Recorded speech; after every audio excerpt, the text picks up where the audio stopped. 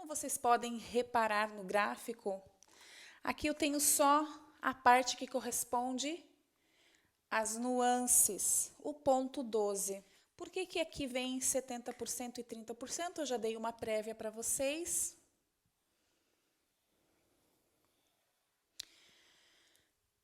O tubo já vem logo dividido em 70% e 30%.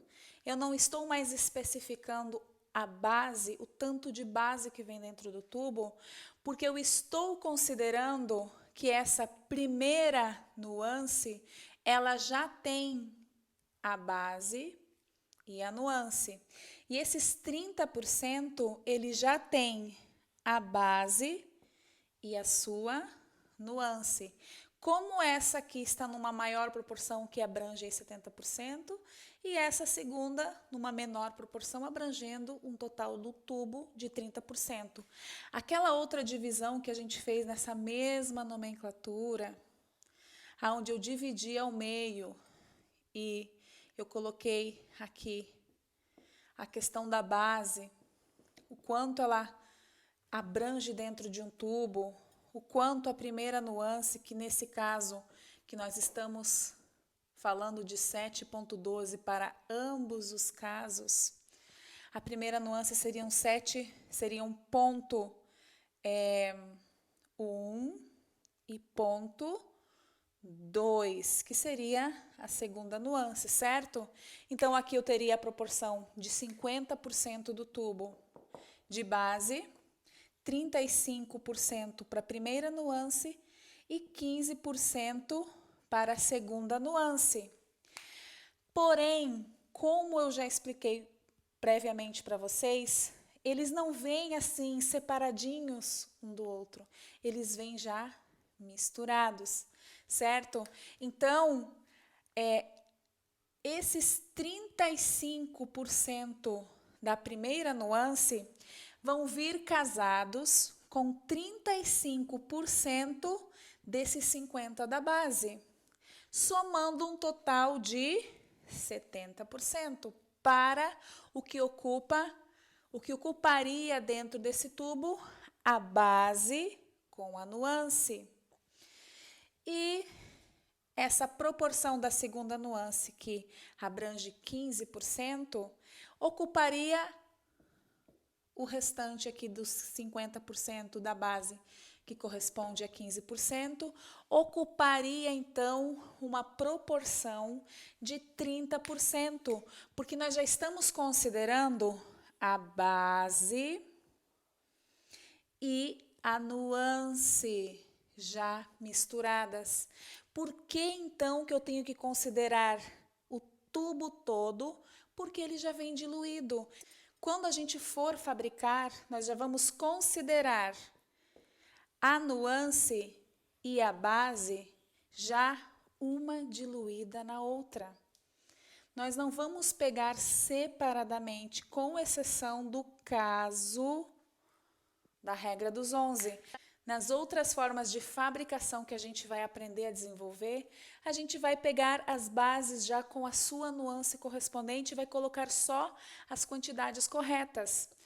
Quando a gente for fabricar a partir da regra dos 11, aí sim nós vamos estar trabalhando com bases puras e os mixes.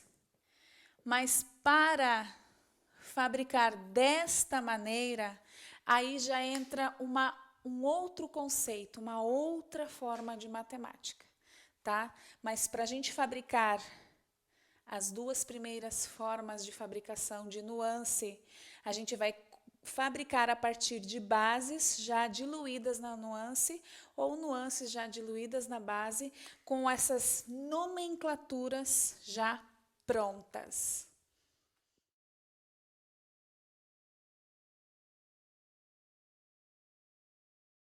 Exemplos de como se deve ler os números em uma cartela de cores. O número à esquerda é o tom natural, ou seja,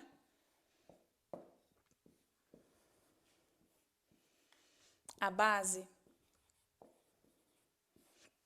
O primeiro número À direita do ponto é o reflexo ou a nuance, a primeira nuance, que abrange uma quantidade de 70%.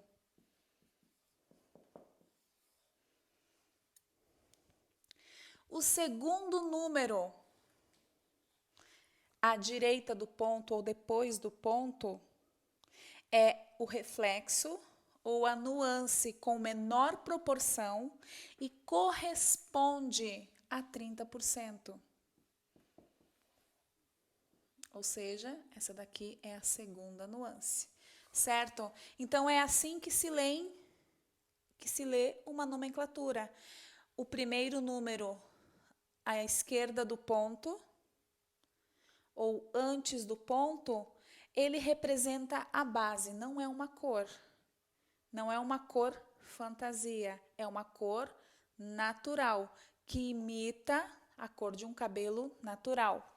Depois do ponto começam as cores fantasias, que são chamadas de reflexos ou nuances, aonde a primeira nuance abrange uma maior concentração com relação à segunda, que abrange uma menor proporção, e essas divisões são de 70% e 30%.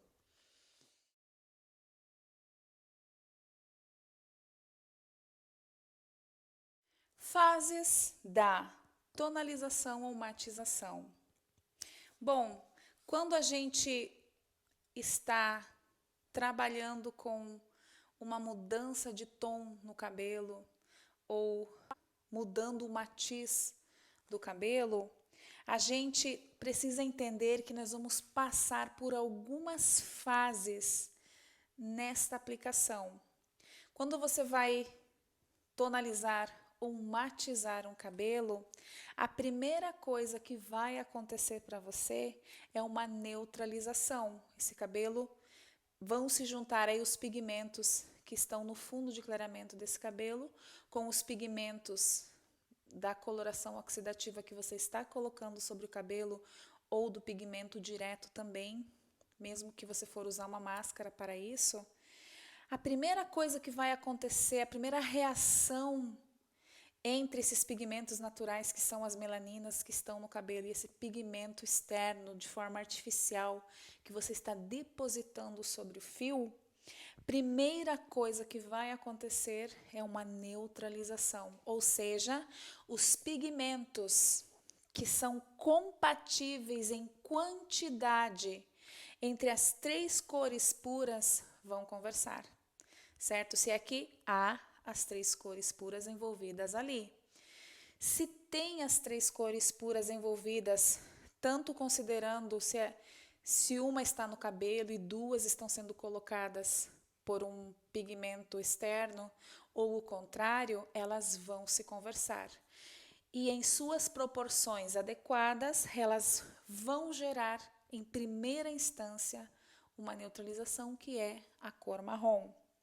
Depois dos pigmentos com equivalência para se somar e gerar um marrom acontecer, o segundo passo vai ser uma revelação da nuance que está sobrando, que é a segunda etapa de uma matização ou tonalização, que é a revelação de nuance, certo? E se você deixar muito tempo aí a mistura no cabelo, vai acontecer uma terceira etapa, que é a etapa do escurecimento, onde o cabelo chumba.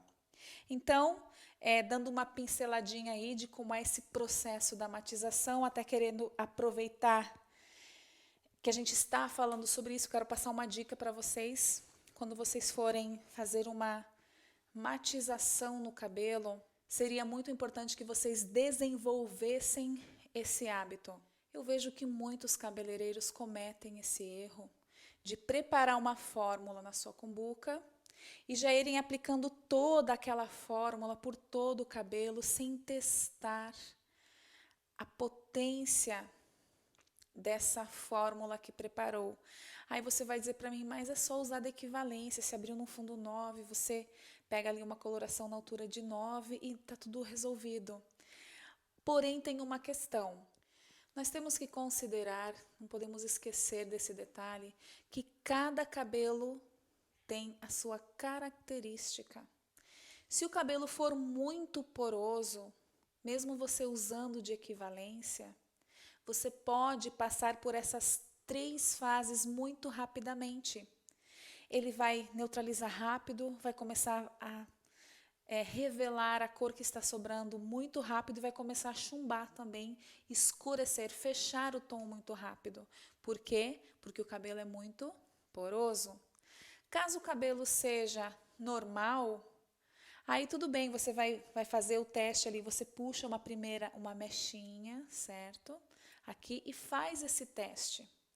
Aí ela vai te dar esse feedback de como é as características desse cabelo para receber esse pigmento externo, essa potência que você preparou na sua cumbuca. Principalmente quando você costuma usar aí mixes nas suas fórmulas, você precisa fazer esse teste de fórmula, se chama teste de fórmula, para você testar a potência dos pigmentos que você tem nessa sua fórmula.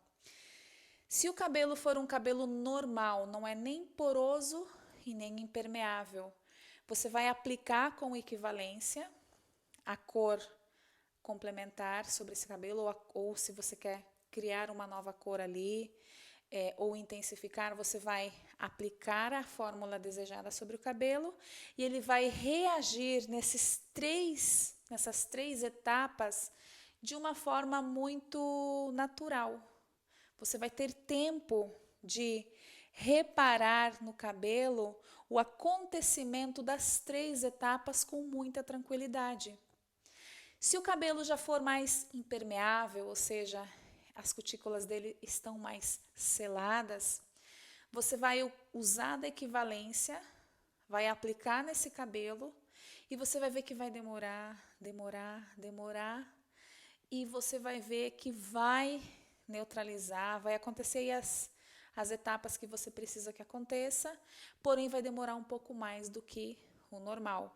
Então, só para aquele caso de ser, no caso de ser um cabelo poroso e você não ter uma surpresa e acontecer tudo muito rápido, puxa primeiro uma mechinha, pode ser aqui na nuca, e testa a característica daquele cabelo com relação à potência de pigmentos que você preparou na sua cumbuca. É só por uma precaução.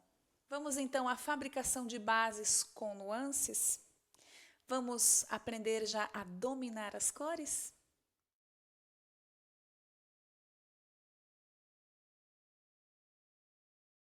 Para a gente fabricar uma réplica de um tubo de coloração, a gente precisa entender uma regra básica dentro da colorimetria capilar, que é, para a soma de bases e nuances, quando você soma bases iguais, deve-se utilizar nuances diferentes.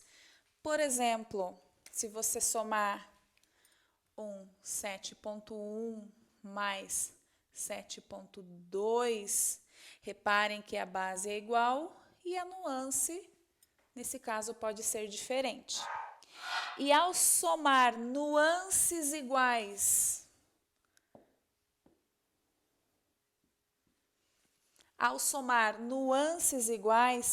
aí a base pode ser diferente.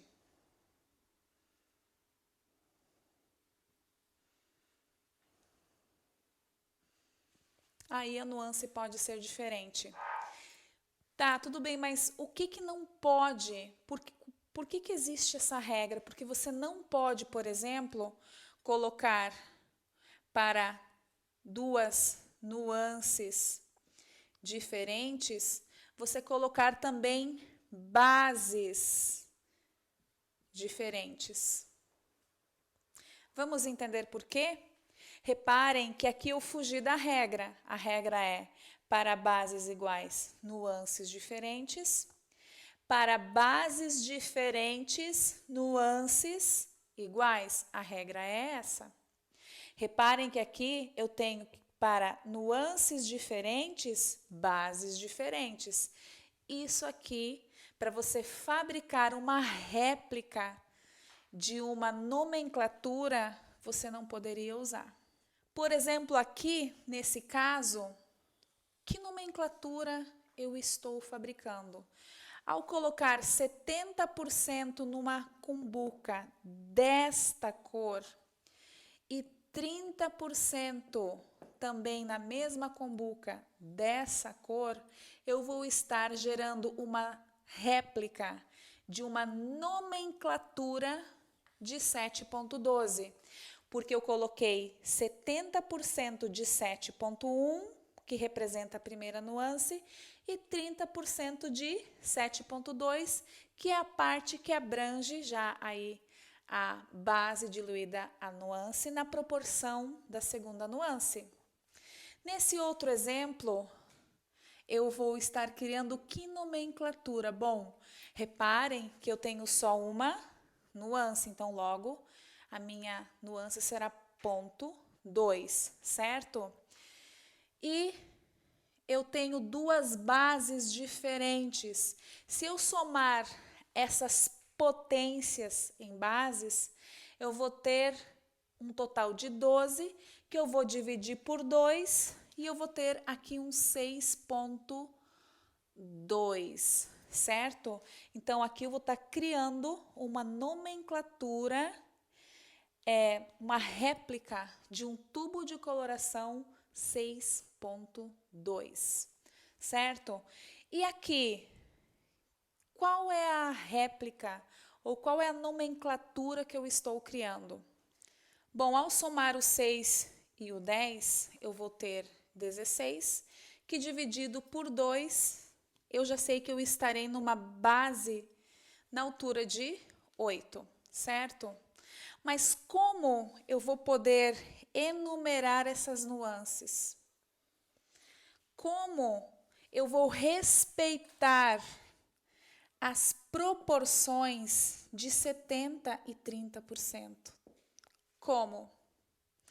A gente vai entender muito bem por que não dá para fazer esse tipo de soma quando você pretende criar uma réplica de uma nomenclatura, de um tubo pronto de coloração. Por que você não pode somar bases diferentes e nuances diferentes? Depois da gente ter passado a regra dos 11, a gente vai conseguir entender por que essa forma aqui não é possível. E sim, apenas essas duas. Para bases iguais, as nuances podem ser diferentes. Para bases diferentes, as nuances precisam ser iguais.